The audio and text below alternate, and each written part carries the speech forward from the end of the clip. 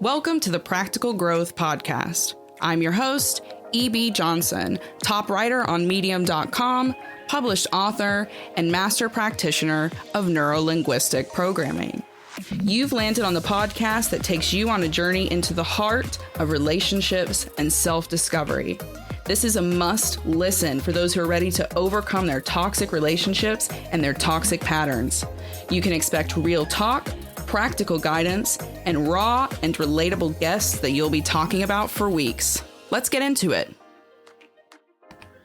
Hello again, my lovelies. It is me, EB, your favorite podcast host, your favorite Medium.com writer, and your favorite TikTok coach and educator. And I'm back. Bet you thought you weren't going to see me 3 weeks in a row. But I am here, and we are on a roll, and we are going to be diving into a really great topic today. And I'll tell you what, it is one that has lit up my TikTok, and it's been pretty popular on Medium as well. What we're going to be talking about today is my mother, but also your mother, more specifically, parents in general, and the fact that, you know, even if they didn't have the language, the science, the research for it, they knew they were traumatizing us. And I'm going to prove it to you here in this episode so that you can accept it, so that you can look that pain in the face and heal and move on. Just before we jump in, really good news. Good news for anyone who is interested in getting coached by me. Applications are officially open for March and April. That is right. So if you want to get coached by me, if you want to work with me one-on-one and learn how to regulate your nervous system, rewire and reprogram your brain, and to regulate your emotions on your own terms, then this is the program for you. You will work with me an hour each week over Zoom. You also get access to group coaching and a lot of other really great things. So if you're interested in working one-on-one with me, if you're actually serious about improving your life, improving your mental health, and learning how to take personal accountability and transform that into self-fulfillment and self-actualization, then you need to apply now. I already have a few spots gone, so there's only a few spots left. So you need to head over to therealebjohnson.com and click on working with me. You'll find a little application there, fill it out, send it through. And if you are lucky, then you will start getting coached by me in March of this year. For everyone else, group coaching is also open. So head over to therealebjohnson.com and click on working with me for one-on-one private coaching. All right, let's get into it. Probably one of the most controversial episodes I'm going to post this year. Certainly one of the most controversial videos I've made on TikTok in the past year, and something that, you know, has stirred a little fuss on Medium. Accountability, awareness, consciousness. Where did our parents sit on that scale? You know, we have a tendency as a society to really give a free pass to parents. We, you know, too easily say, oh, they did their best. They tried their hardest. They didn't know what they were doing. There's a lot of excuses that just get handed to parents, even when there is no excuse to be had. And, you know, we as the children of those parents, we just have to kind of choke it down, right?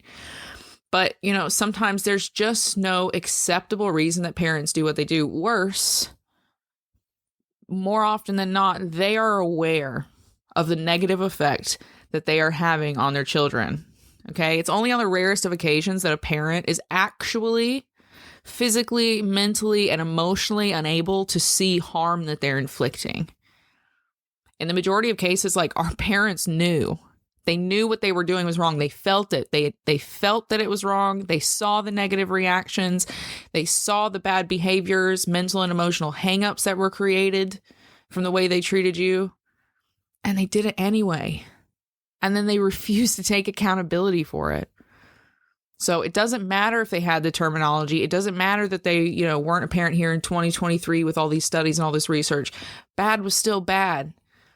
You still saw when a child was crying or becoming sick or developing really bad behaviors. And for a long time, we've known that, you know, bad behaviors in a child is linked to behaviors at home. I always use my mother as the example, right? That's why this episode is titled for her is, you know, my mother knew she was traumatizing me.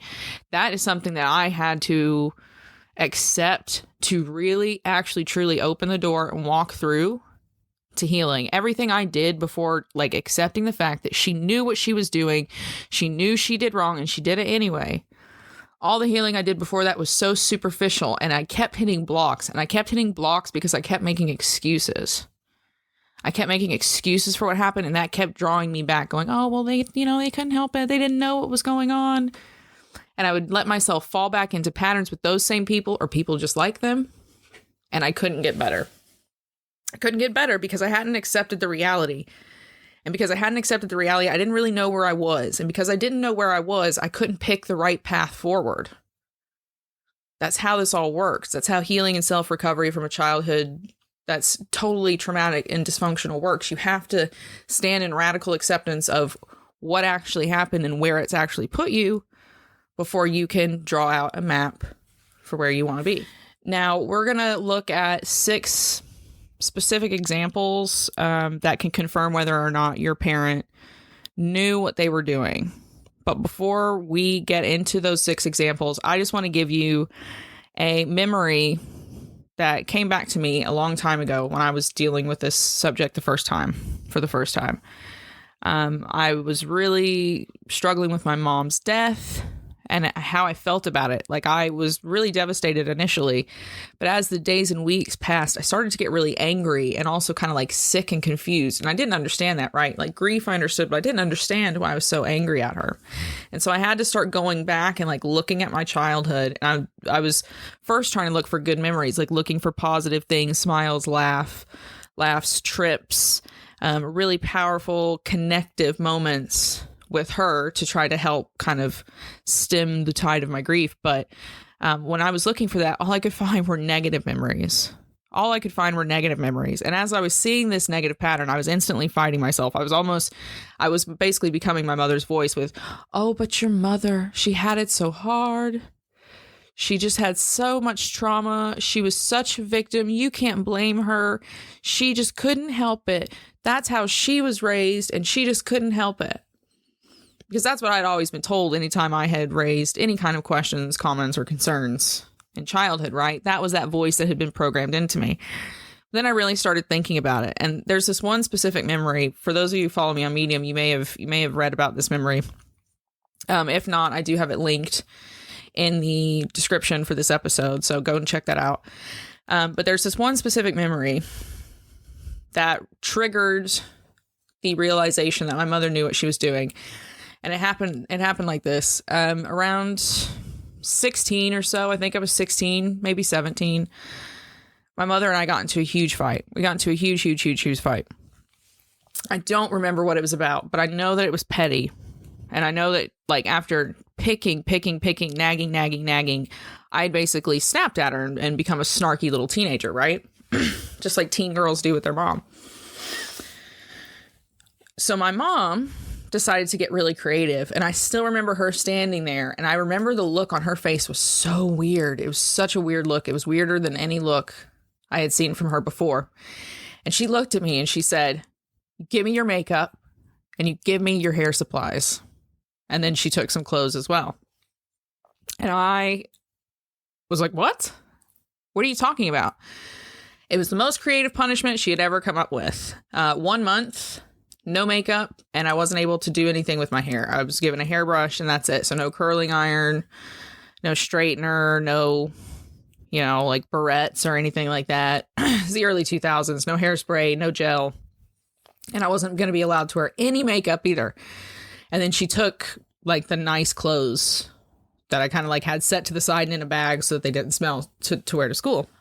I remember thinking as that kid that I wish she had hit me with a belt. I wish that she had hit me with a belt again until I'd vomited on myself, because I spun into an absolute panic.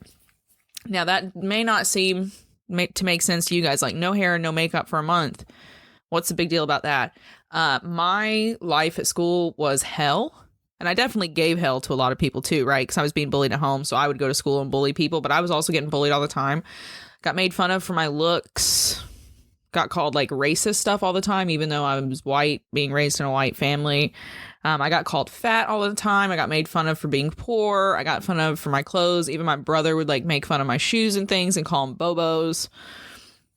It was really, really rough. And then I was also considered weird. Like everyone called me weird. I was the smart girl. I was a teacher's pet. I was nerdy. I was really into academics. I was like genuinely into academics. I was interested in everything, very curious, loved to learn, really well spoken, did debate, all of these things on top of being a jock, but I was still a nerd.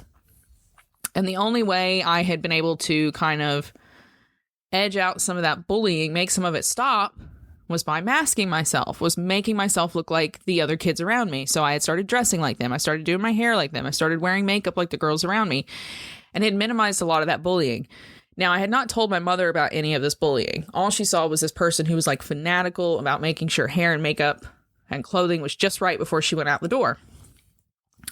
So my mother, obviously I didn't tell her because she wasn't safe. She was not a woman of empathy or compassion where her children were concerned. So there would have been, she wouldn't have understood, and she wouldn't really have cared. It would have turned into her talking about herself. Anyway, so my mother says no hair, no makeup for a month, and I lose it. I start having a meltdown. And still to this day, I can remember how gleeful her face looked when I started panicking. I mean, I had a panic attack, which is not something a healthy child in a normal environment would have done, right? It's not a normal reaction to just being told like you can't wear makeup. But I was just sick. I ended up throwing up, cried for hours and hours and hours, and my mother was gleeful. You could just tell in her face that she was like, yeah, that's it. Got her, you little, witch. I got you. That's it.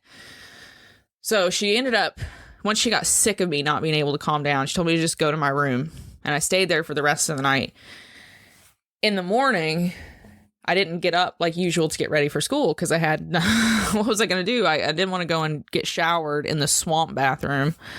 So I just didn't get out of bed. I hadn't slept all night. I was sick. Like, it was awful. She came in, and I must have looked like a Victorian ghost child or something, because she came in and she was very smug at first. And then she saw me in the bed. Like, she kind of creeped closer to the edge of the bed, and she saw me in the bed, and she blanched. She blanched like I was a dead body. She got this really weird look on her face. And then she asked me a couple of questions, like, had I been up all night? What was going on? Get up. Get dressed. And I didn't care anymore. Like, I remember thinking like it would be better to just die than to have to go to school and deal with everybody's going to make fun of my hair is going to be all poofy and my face is all broken out, and I'm going to obviously be looking crazy from crying all night, and I'm going to have to wear those old clothes that stink. Like, I'd rather just die. And even if I go home, I go to school and do all that, then I have to come home to her. I just don't want to be alive. And I was just like kind of catatonic in the bed. And she just looked panicked. She looked like, oh my God, I fucked up. That's what she sounded like. That's what she looked like. And she kind of backed out of the room. She went and got my makeup, my hair stuff, my clothes, handed them to me, left the room, and never spoke about it again.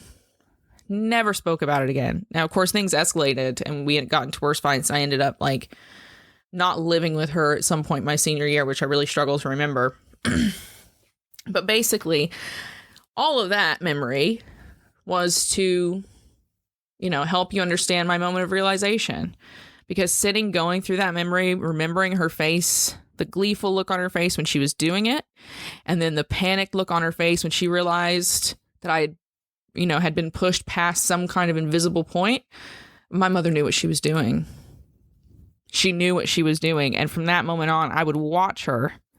And notice how much pleasure she would get from things like getting other people in trouble, complaining about a waitress to a manager, complaining about people at work, looking down on their bodies or their sex lives.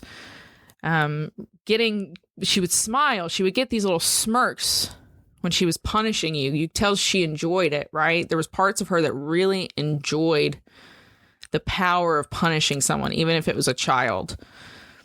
And so I had to accept that. And in that space, I had to accept that my mother knew what she was doing. She knew what she was doing, and she chose to do it anyway.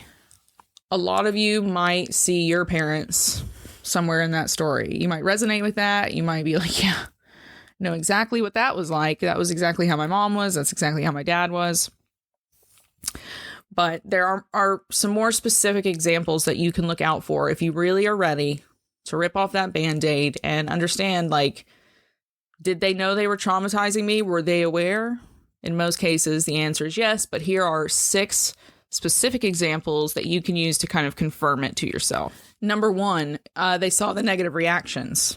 Your parents saw the negative reactions, the extreme reactions that you had to the trauma, to those moments, which ended up inflicting brain damage on you, okay?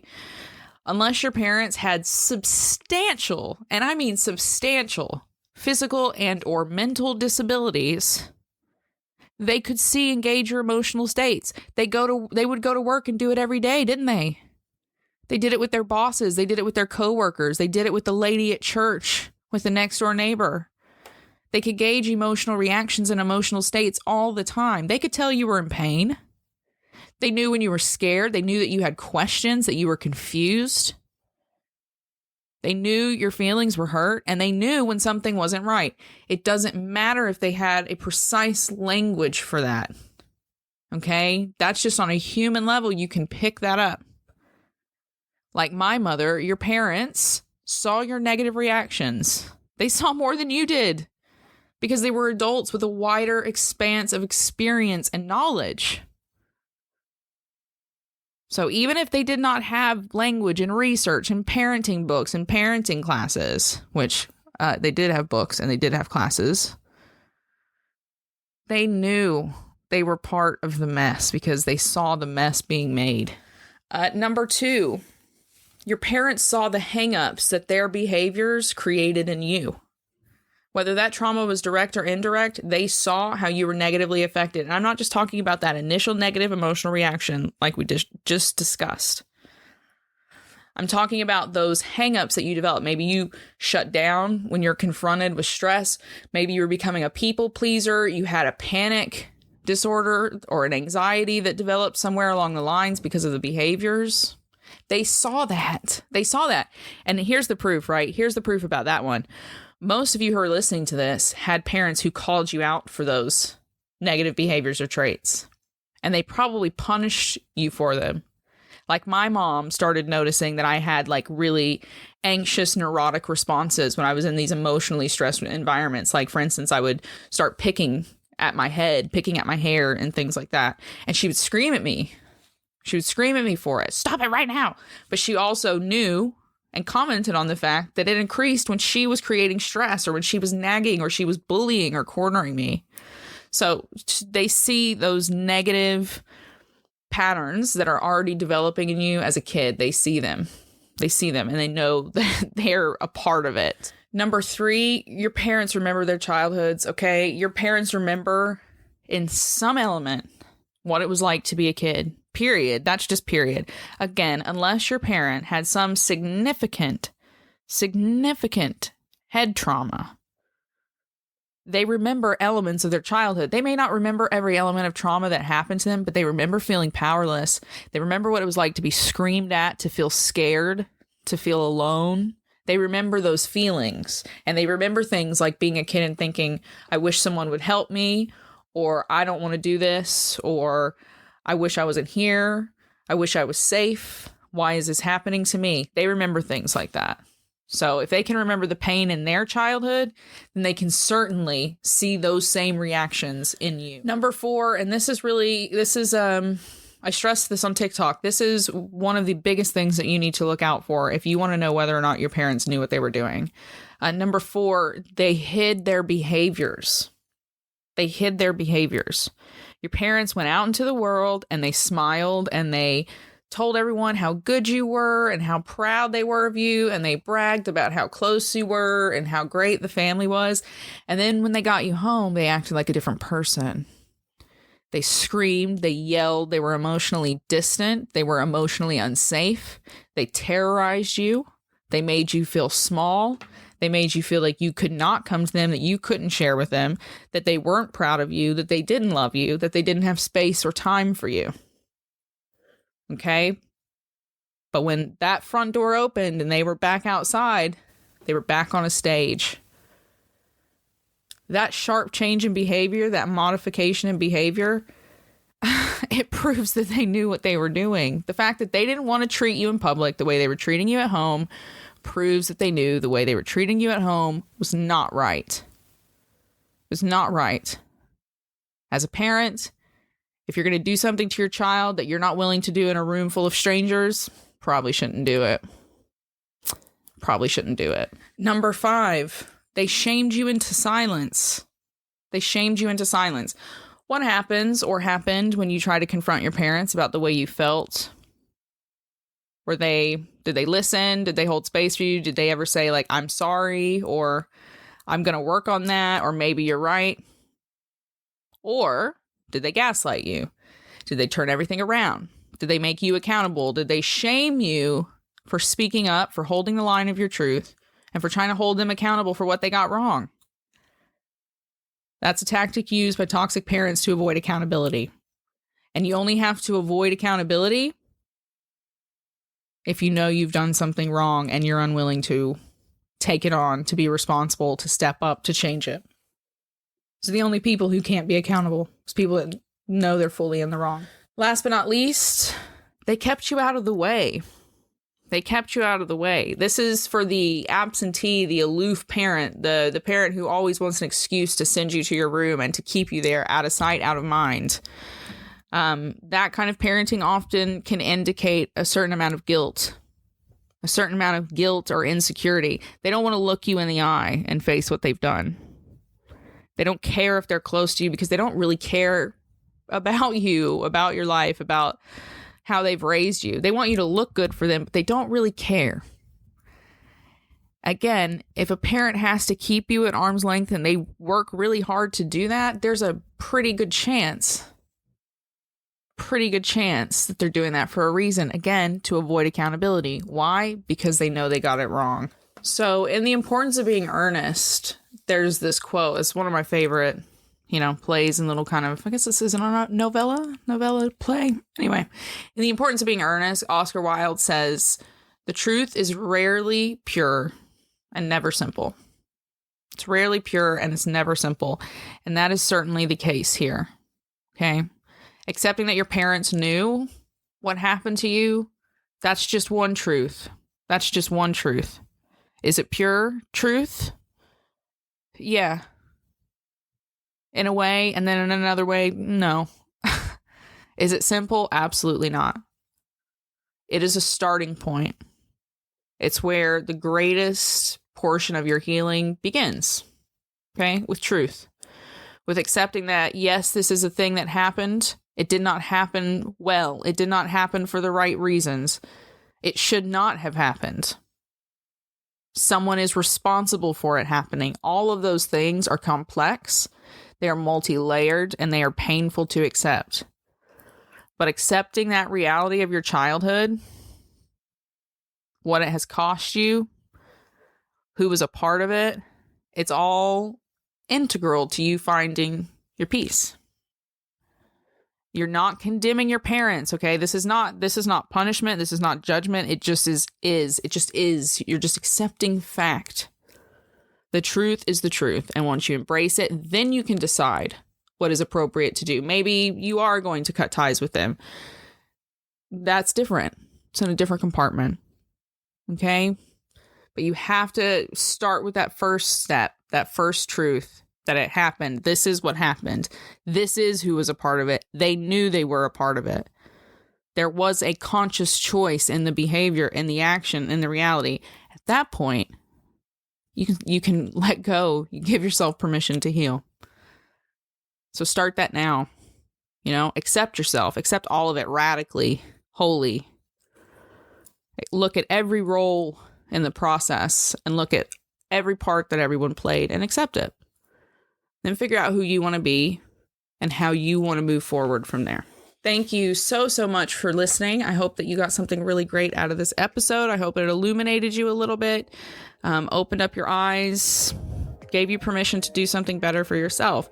If you did love the episode, then you should consider leaving me a quick little 5-star review over on Apple Podcasts. It really helps me so much, and it helps other people find these stories, these little factoids and juicy goodies for themselves. So if you liked the episode, head over to Apple Podcasts and leave a 5-star review. Let them know what you liked and how you found it helpful. If you take a screenshot of that and email it to me, admin@therealebjohnson.com, I'll send you a free ebook. Dead simple.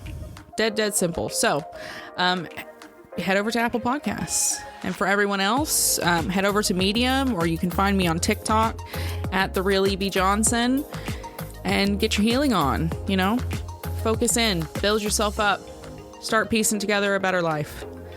For everyone else, thank you so much for listening. I'll be back next week with some goody goodness, and we've got some really great guests coming up later this season. So stay tuned, come back next week, hit the subscribe button, all that good stuff. And until next time, keep your heads up, keep moving forward, and keep your eyes on the stars. Bye-bye.